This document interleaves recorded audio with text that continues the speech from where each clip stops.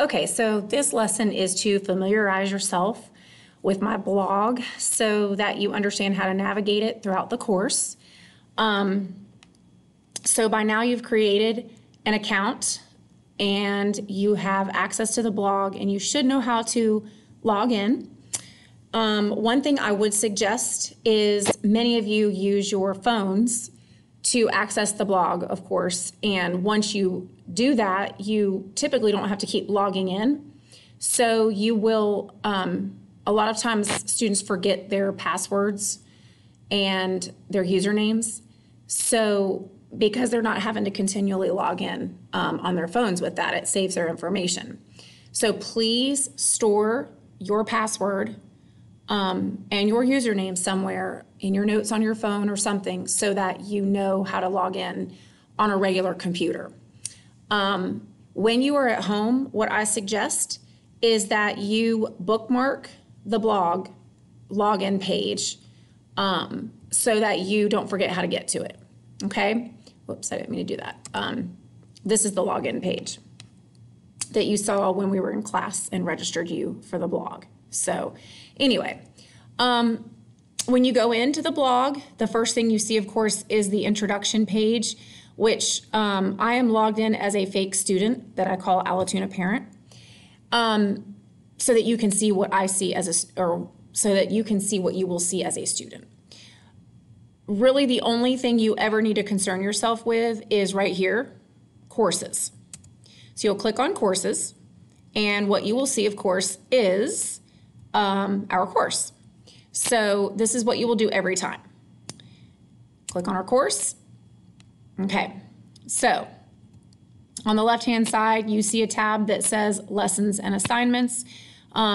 It pretty much, you're gonna always default to that tab anyway when you go in, unless I decide to create another tab over here for some other reason. But this is where you will pretty much live throughout the entire course.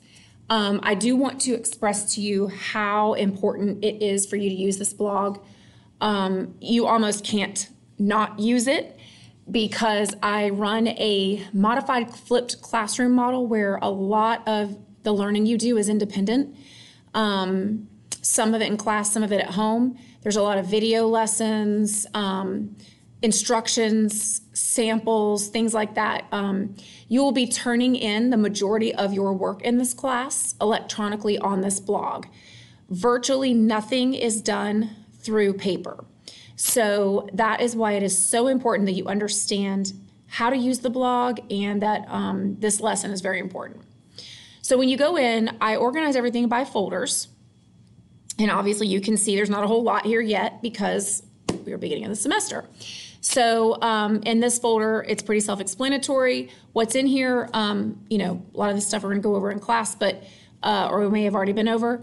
But in the course resources folder, this is where I store a lot of things that you need to know throughout the semester, or you may want to have access to throughout the semester. If I give you a hard copy of something in class and you lose it, you know, just about everything I give you in class that is a hard copy is accessible through the blog. So these are just various things that, that you might need access to. One thing to note is the Springboard workbooks that we all love it so much. We'll be using them pretty heavily the first few weeks of school, and then after that we won't really use them much. So if you ever need access to your workbook at home, because I do have you keep them in the classroom because there's really no reason to take them home. Most of you know how to access the workbook, but if you're at school, you can click on this link and it'll take you straight there. But if you're at home, here is the information to log in. So just so that you know that's there. Okay, so let me take you to, the first unit so you can see a few things that will be useful to you later. So we're going to go back to the Lessons Assignments tab. We're going to go into the Unit 1 folder, and every single unit I will put in a folder, obviously.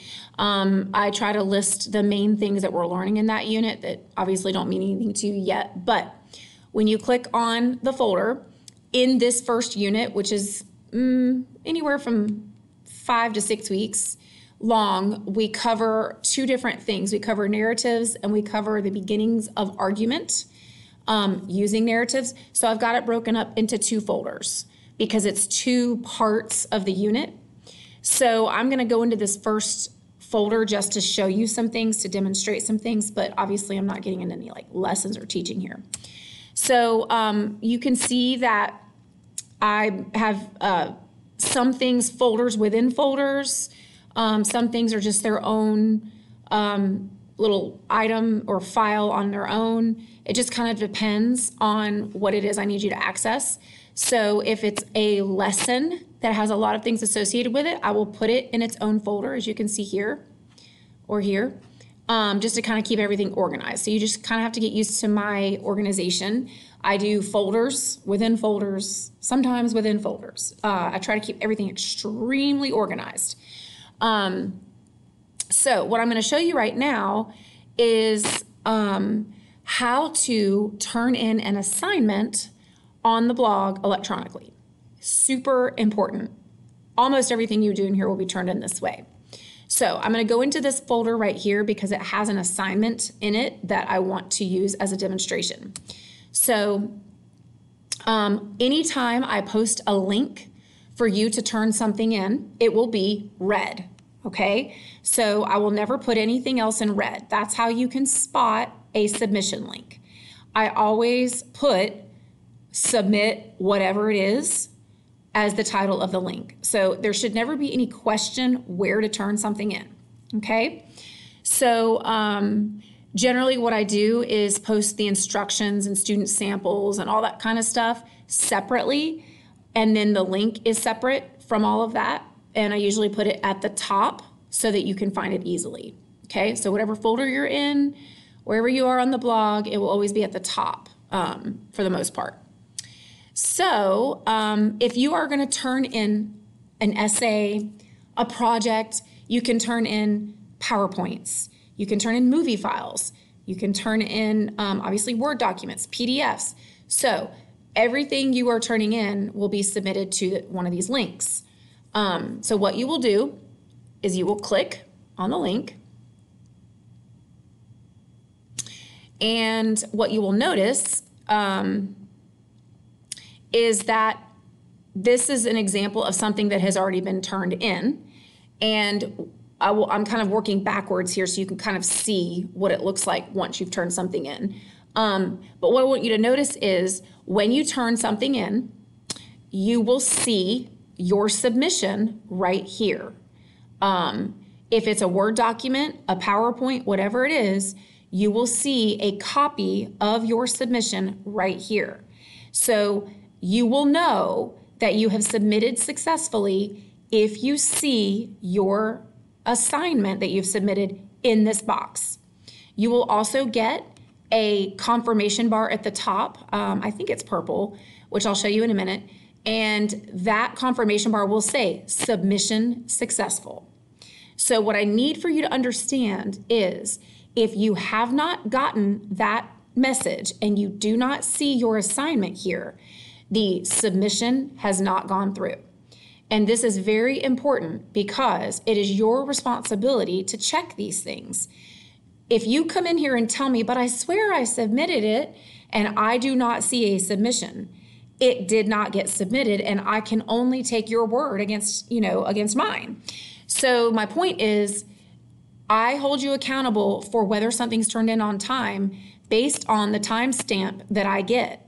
And I get a date, a timestamp, and then if it's late, it will say the word late because I have put in the due date.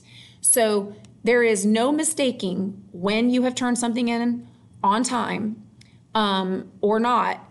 This is one reason why I do things electronically. There are no lost papers. There are no misplaced papers. There's no, I swear I turned it in, you lost it, Miss Williams. So if you do not see this submission confirmation, it is not turned in, and it's your responsibility to investigate and to try again. Obviously, if you're ever having issues, come see me in the morning before school, text me, especially as you're learning to use this at the beginning of the semester. But there is no reason for you to ever not have something turned in correctly. Okay, so if you are going to turn in an assignment, okay, you are going to, and since this is an assignment that's already been turned in under this link, I have to pretend like I'm turning in a second one. But I usually set up my assignments so that you can submit twice in case something happens to the first one, you realize you submitted the wrong one, or you forgot something. So I always set it up where you can submit 2 times. So I've got this one set up so I can submit more than twice because this is a demonstration. So if that ever happens and you have already submitted something one time, but you realize you've made a mistake, you'll go back into your submission, which I'll show you how to do in a little while, and you'll hit Start New, and you will see the submission box. So this is what you see when you click on the link for the first time. It takes you to this box, okay? So you will see the due date, what time it's due. If there is a rubric, you will see how many points the assignment is, which everything is generally out of 100 points. That's kind of a school rule now. If you want to view the rubric for the assignment, which I would highly encourage, you hit View Rubric, and it will show you the point breakdown. And you know, in another lesson, I'll show you how to view your rubric with comments and all, and your grade and all that stuff. But obviously, it's a good idea to look at the rubric. So when you go to submit a document, you are going to always browse for your document wherever you have it saved, okay? So if you're at school, you probably have it saved on the computer under My Documents, which I do not recommend. I recommend you do everything in your 365 account, which there's a separate tutorial for that. Just some things I want to point out about that, even though I know a lot of you use that.